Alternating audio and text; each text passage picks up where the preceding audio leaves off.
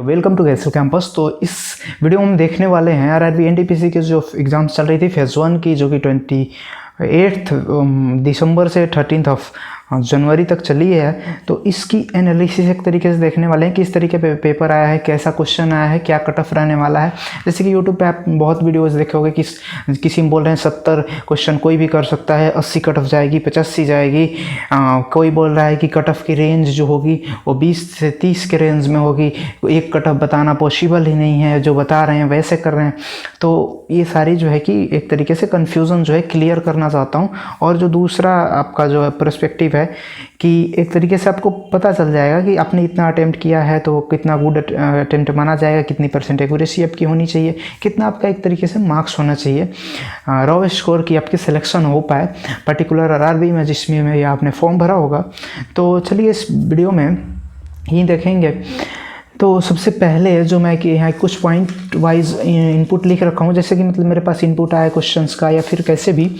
तो सबसे पहला जो पॉइंट है कि जो पेपर का लेवल था इन फर्स्ट फेज तो कैसे था, तो ये इजी टू मॉडरेट के अराउंड ही रिवॉल्व करते रहा है।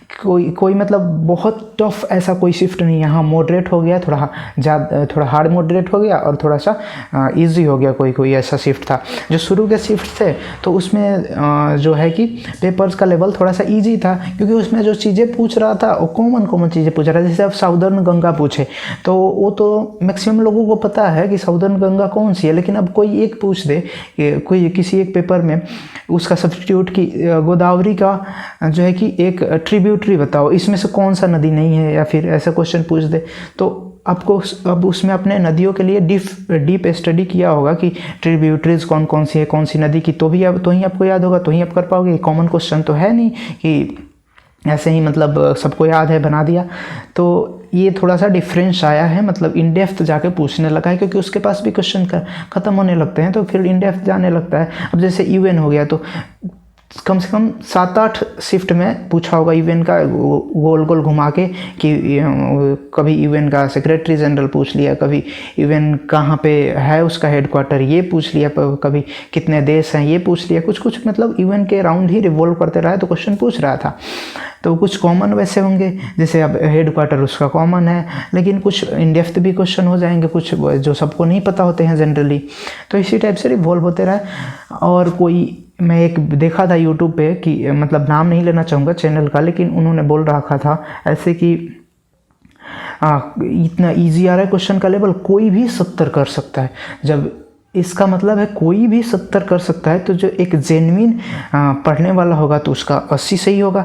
और आप पढ़ा रहे हो, मतलब कि आप अगर पढ़ा रहे हो, इसके बारे में ज्ञान दे रहे हो, तो आपका 95 सही होना चाहिए। 100 में से 90 मिनट में आप अटेम्प्ट कर रहे हो तो आप एक बार अटेम्प्ट करके 95 ला के दिखाओ, फिर बोलना, ठीक है।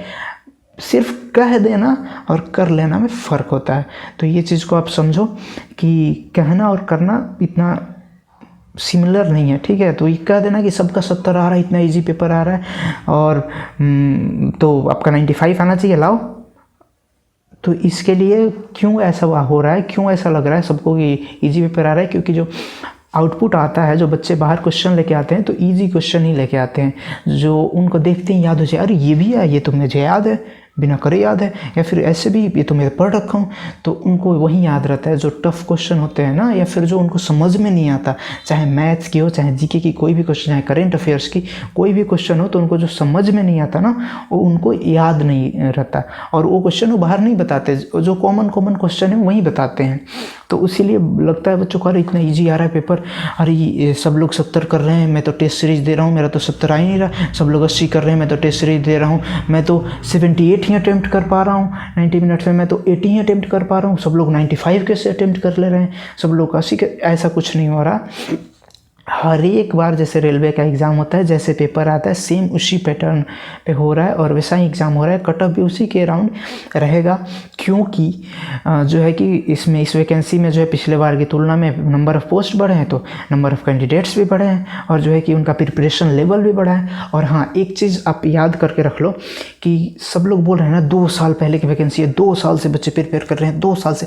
मैं बोल रहा हूँ ना, कोई बच्चा नहीं प्रिपेयर कर रहा होगा, मुश्किल से 2 से 4 हज़ार बच्चे होंगे ना जो जब से वैकेंसी आई होगी ना तब से अब तक प्रिपरेशन किए होंगे, वो भी नहीं मिलेंगे आपको ढूंढने से। वो भी शुरू में प्रिपरेशन किए होंगे, फिर छोड़ दिए होंगे, फिर प्रिपरेशन किए होंगे, फिर छोड़ दिए होंगे। मैक्सिमम बच्चे ऐसे ही हैं कि जब आई थी वैकेंसी और जब बोला गया था जून में एग्ज़ाम होगा तो स्टार्ट करा प्रिपरेशन, फिर जून में एग्ज़ाम नहीं हुआ, फिर दिसंबर में होगा, फिर थोड़ा बहुत करा, फिर छोड़ दिया, फिर मतलब ऐसे बीच बीच में उनका गैप होते रहा है। तो ये चीज़ है कि गैप होने से आप कोई भी भूल जाता है यार। आप भी पढ़ो और 4-5 महीने छोड़ दो, चाहे 2 ही महीने छोड़ दो, फिर आप भूल जाओगे, फिर आपको रिवाइज करना होगा, फिर एक तरीके से नया तरीके से पढ़ना पड़ेगा। मतलब उसको आपको क्वेश्चन नहीं लगेगा उस टॉपिक का, चाहे मैथ्स हो चाहे रीजनिंग हो। कोई रीजनिंग में तो ऐसे जनरली लग जाता है, लेकिन जो क्लॉक्स वगैरह वाले हो गए क्वेश्चन तो जनरली नहीं लगेंगे। आपको फिर से रिवाइज करना होगा, फिर से पढ़ना होगा, फिर से क्वेश्चन लगाने होंगे। तो ये चीज़ भूल जाओ कि जो 2 साल से प्रिपरेशन कर रहा है, नहीं, प्रिपरेशन तो असली वाली जो कर रहा है सितंबर से, जब एक बार प्रोटेस्ट के बाद आई थी कि दिसंबर में एग्ज़ाम होगा तभी से कर रहे हैं सारे बच्चे प्रिपरेशन। और जो शुरू के एग्ज़ाम्स थे तो उसमें बच्चों की उतनी अच्छी सी रिवीजन नहीं हो पाई होगी, तो उनके लिए पेपर ठीक है, क्वेश्चन ईजी आ गए तो उतना ज़्यादा अटेम्प्ट नहीं कर पाएंगे। मतलब उनकी मैथमेटिक्स रीजनिंग में थोड़ा कम अटेम्प्ट हुआ होगा। जो बाद के एग्ज़ाम्स मतलब शिफ्ट में बच्चे गए हैं तो उनका मैथमेटिक्स और रीजनिंग में थोड़ा बेटर हो पाया होगा। तो चलो जीके का, करंट अफेयर्स का 1-2 छूट भी गया तो कोई दिक्कत नहीं, थोड़ा टफ क्वेश्चन भी आ गया तो कोई दिक्कत नहीं, वो मैनेज हो जाएगा, बराबर हो जाएगा।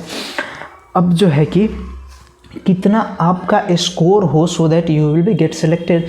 तो अगर आपकी ना मैं बोल रहा हूँ कि 75 भी आपकी अटेम्प्ट है विद 95% एक्यूरेसी, या फिर विद 92% 90% एक्यूरेसी 78 भी अटेम्प्ट है तो आप ले जाओगे एग्ज़ाम। मतलब कहने का मतलब है कि 65 के राउंड अगर आपका मार्क्स रिवॉल्व कर रहा है ना जनरल कैंडिडेट के लिए, ओबीसी SC ST कम कर लेंगे इससे मार्क्स, तो आपका सिलेक्शन हो जाएगा। हाँ, अब ये बोला जाए कि जैसे अब जो रेड जोन है जैसे कि इलाहाबाद, गोरखपुर, अजमेर, चंडीगढ़, चेन्नई, ये तो इसमें जो है कि आपको 1-2 मार्क्स थोड़ा ज़्यादा स्कोर करना पड़ेगा, जो एवरेज है उससे 65 से थोड़ा सा ज़्यादा, 66 67 इस टाइप से। और जो इजी जोन्स हैं जैसे कि सिलीगुड़ी, मुजफ्फरपुर, जम्मू एंड कश्मीर, मालदा, तो इसमें थोड़ा सा आपका कम भी मार्क्स रहेगा तो चल जाएगा। तो अगर कहने का मतलब है 60 से 65 के राउंड आपका है तो आपका एवरेज जोन में एक सिलेक्शन हो जाएगा नॉर्मलाइजेशन के बाद। और जो है कि जो आप ग्रीन जोन से हो, मतलब जिसमें थोड़ा कंपटीशन देखने को मिल रहा है अभी तक इनके इनपुट के हिसाब से, RTI जो के हिसाब से, तो आपका जो है कि 58 से ऊपर है तो आपका सिलेक्शन हो जाएगा जनरल के लिए।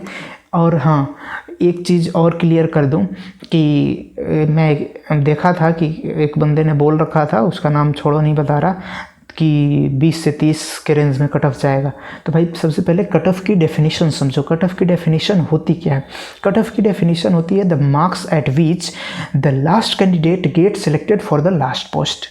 लास्ट पोस्ट के लिए लास्ट कैंडिडेट जिस मार्क्स पे सेलेक्ट हो गया तो वहीं कट ऑफ होती है। अब ये चीज़ आप बोलोगे कि सर आप बता रहे हो 65 और मुझे लेना है CA कमर्शियल अप्रेंटिस, तो भाई आपको पता होना चाहिए वो प्रीमियम पोस्ट है तो उसके लिए कट ऑफ ज़्यादा जाएगी। हाँ, पोस्ट वाइज कट ऑफ जाएगी, ये तो कंफर्म है, ये तो शुरू से ही पता है सबको। जब से JEE का एग्ज़ाम हुआ है तभी से लोगों को पता होगा। तो जो कमर्शियल अप्रेंटिस है तो उसकी जो कट ऑफ है हाई जाएगी भाई। उसको जिसको चाहिए तो उसको ज़्यादा कट ऑफ टारगेट करना पड़ेगा, उसको ज़्यादा मार्क्स टारगेट करना पड़ेगा। कट ऑफ किसके लिए बताया जाता है कि आप उससे कम लाओगे ना तो इस वैकेंसी में आपकी सिलेक्शन नहीं होगी, आपको सीट नहीं मिलेगा। इससे ज़्यादा लाओगे तो आपको इस वैकेंसी में जो कि सीट मिल जाएगी, आपको जॉब मिल जाएगी। अब हाँ, अब किसी को ये बोलना चाहिए, बोल रहा है कि मुझे कमर्शियल अप्रेंटिस चाहिए, तो उसको भाई पोस्ट वाइज कट ऑफ कुछ बोलो कि भाई मुझे पोस्ट वाइज कट ऑफ चाहिए क्योंकि मुझे पर्टिकुलर पोस्ट के लिए टारगेट करना है, तो पोस्ट वाइज कट ऑफ दो। तो ये चीज़ गलत है कहना कि मैं पोस्ट वाइज कट ऑफ दे रहा हूँ और जो लोग एक जनरल कट ऑफ दे रहे हैं सिर्फ एक सिंगल बता रहे हैं मार्क्स, मतलब ये एक सिंगल रेंज में बता रहे हैं 2-3 के रेंज में, तो उनका गलत है। नहीं, वो जो बता रहे हैं ना, वो लास्ट पोस्ट के लिए लास्ट कैंडिडेट किस मार्क्स पे सेलेक्ट हो जाएगा वो चीज़ बता रहा है। और आप बता रहे हो जो वो पोस्ट वाइज कट ऑफ बता रहे हो, इसमें से अगर हो सकता है किसी बहुत सारे बंदों को चाहत होती है कि मैं इसी पोस्ट के लिए टारगेट करूंगा तो वो आपको कट ऑफ टारगेट करेगा। लेकिन मैक्सिमम कैंडिडेट ये होते हैं कि जिनको रहता है भाई कोई भी पोस्ट मिले, जॉब तो मिले, जॉब तो पहले मिल जाए, उसके बाद पोस्ट हम देख लेंगे, फिर से दोबारा से देंगे किसी और जगह एग्ज़ाम, किसी और चीज़ का एग्ज़ाम, पहले जॉब तो एक बार सिक्योर हो जाए हमारी। तो बहुत सारे बंदे ऐसे होते हैं, तो उनको भड़काओ मत, ठीक है। आप पोस्ट वाइज बता रहे हो तो बोलो कि हाँ मैं पोस्ट वाइज बता रहा हूँ, और वो लोग जो बताए थे वो लास्ट पोस्ट के लिए बताए थे और मैं सभी पोस्टों के लिए बता रहा हूँ। तो इसमें कोई ये दुराई नहीं है कि 20 से 30 के रेंज में जाएगी, ये जाएगी भाई। पोस्ट वाइज कट ऑफ तो वेरी करेगी, सबको पता है, जो प्रीमियम पोस्ट होगी उसकी ज़्यादा जाएगी। अब जो है कि इस वीडियो में बनाने का ही तात्पर्य था कि आपकी जो डाउट्स हैं कि पेपर इजी आ रहा है या फिर टफ आ रहा है तो ये क्लियर हो जाए। दूसरा, कट ऑफ कैसे जाएगी, 20-30 के रेंज में जाएगी, क्या जाएगी, कैसे जाएगी, तो भाई वो पोस्ट वाइज कट ऑफ बता रहा है बंदा, जो बता रहा है। अब जो है कि आपका जो क्वेरी होगा या फिर जो भी होगा तो आप कमेंट सेक्शन में बताना, मैं उसका रिप्लाई करूँगा। अगर देखूँगा बहुत सारे क्वेरी हो गए तो फिर से एक वीडियो बना के आपको बता दूँगा कि क्या इसकी है सॉल्यूशन। और जो है कि आप टारगेट करो, तैयारी करो। Good luck.